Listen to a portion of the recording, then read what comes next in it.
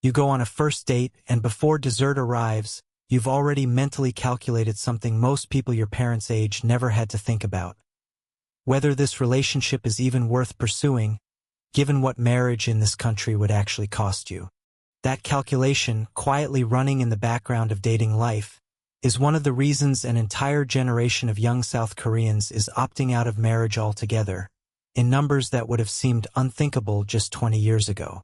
Marriage rates in South Korea have fallen dramatically over the past 2 decades, dropping by roughly half since the early 2000s. This isn't a story about people who no longer believe in love. It's a story about an institution that, for a growing share of young people, no longer seems to deliver enough benefit to justify its cost, financially, socially, and especially for women. Let's start with the financial reality, because it shapes almost everything that follows. Getting married in South Korea traditionally comes bundled with enormous expectations. A couple is expected to secure housing, often in one of the most expensive real estate markets on the planet relative to local wages, before the wedding even happens. Sociologist Aaron Chung, who studies family formation in East Asia, has pointed out that Korean marriage customs still often expect the groom's family to provide housing, while the bride's family contributes furnishings, an arrangement that can require years of saving from both families combined, even before a couple starts their actual life together.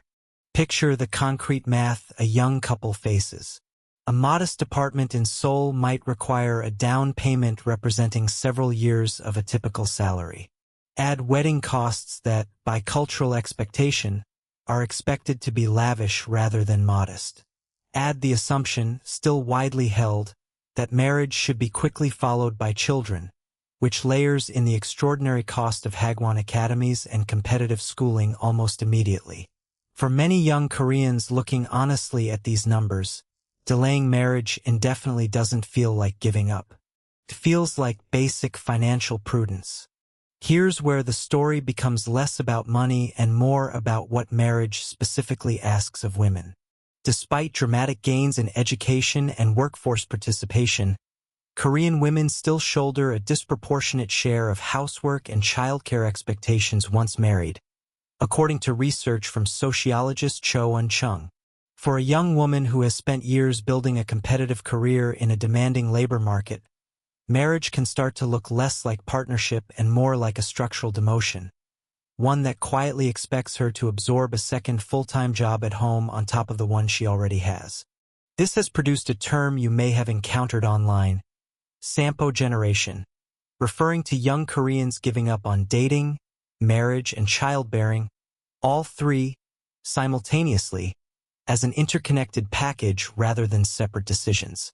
Some have extended the list even further to 5, then 7 abandoned milestones, half-jokingly tracking just how much of the traditional life script an entire generation has decided to walk away from. There's also a quieter shift in how dating itself is perceived. A previous generation often treated marriage as the assumed destination of any serious relationship, something you work toward almost by default once a relationship reached a certain point. Increasingly, young Koreans describe dating and marriage as 2 separate decisions entirely, with dating pursued for its own sake and marriage evaluated afterward as a distinct, optional commitment with its own separate cost-benefit calculation. That shift alone represents a meaningful break from how relationships were understood just 1 generation earlier. Picture what that decision actually looks like day to day.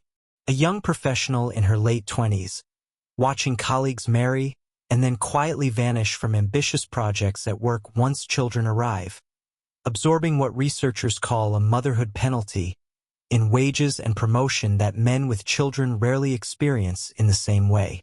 Rather than risk that trajectory herself, she might choose to remain single, channel her income into her own apartment, her own career, her own life, entirely on her own terms. Now here's the counterintuitive twist worth sitting with. This isn't simply young people rejecting commitment out of immaturity or self-indulgence, a framing that shows up constantly in older Korean media commentary. Economist Jisoo Hwang has argued that marriage rates track closely with economic precarity among young men as well, particularly those without stable, well-paying jobs, who often feel they cannot meet the traditional expectation of being the primary provider, especially in a labor market where secure lifetime employment has become far rarer than it was for their parents' generation.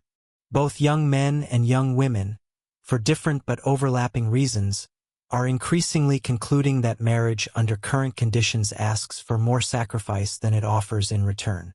The government has tried to respond, much like it has with the country's related plummeting birth rate, through direct financial incentives. Wedding subsidies, low-interest housing loans specifically for newlyweds, and cash payments tied to marriage and childbirth. These programs have had only modest, localized effects because they address symptoms rather than the underlying calculation. A one-time subsidy doesn't undo years of built-up anxiety about job security, doesn't rebalance who does the dishes, and doesn't reverse a labor market where a woman's career can quietly stall the moment she has a child. Picture the fuller arc, side by side. A young man working an unstable contract job, unable to imagine confidently proposing to anyone under current conditions. A young woman watching a former colleague's career quietly dim after maternity leave, deciding she'd rather not risk the same fate herself. A couple doing the math on an apartment down payment and concluding the relationship, however genuinely loving, simply can't clear the financial bar that marriage in this country still implicitly demands. Each of them arriving independently at roughly the same decision, for reasons that rhyme with each other even when they don't perfectly match. Here's what this reflects back on you. It's tempting to read declining marriage rates as evidence that an entire generation has simply stopped valuing love or family. A simple story about changing values. The more honest picture is less flattering to the institutions involved.